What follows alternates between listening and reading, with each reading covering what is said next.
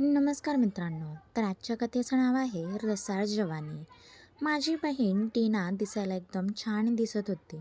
Sexy होती. कोणीही ते नाकारणार नाही. मी सुद्धा तिचा सक्का भाऊ सुद्धा. उलट मी माझ्या बहिणीचा एक नंबरचा चाहता होतो.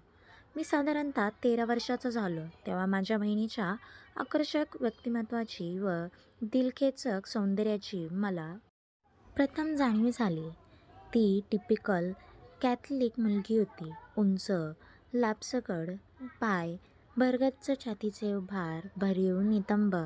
ती गोरी नव्हती, किंचित सावळी होती, पण आकर्षक चेहरा.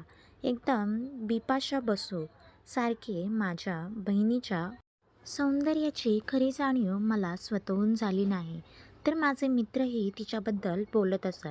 बऱ्याच जणांच्या लैंगिक स्वप्नकल्पनांची ती हिरोईन होती.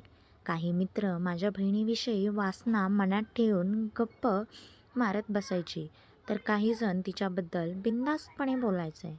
तुम्हाला कल्पना आलीच असेल की आम्ही कॅथलिक लोक बोलायला एकदम फ्री आणि ओपन माइंडचे आहोत.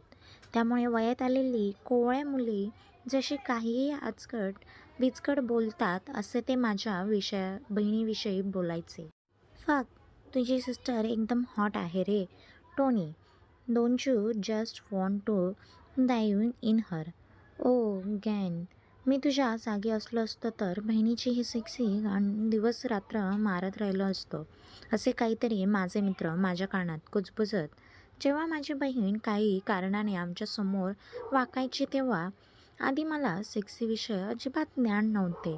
तेव्हा मला त्याच्या वाक्यांचे आश्चर्य वाटायचे. मग हळूहळू मला थोडे कळू लागले तेव्हा मला वाटायचे की ते माझ्या बहिणीच्या सौंदर्याबद्दल बोलत आहेत याचा मला अभिमान वाटू लागला. आणि जेव्हा मला पूर्ण ज्ञान प्राप्त झाले तेव्हा मीही त्यांच्यासारखा विचार करत गेलो.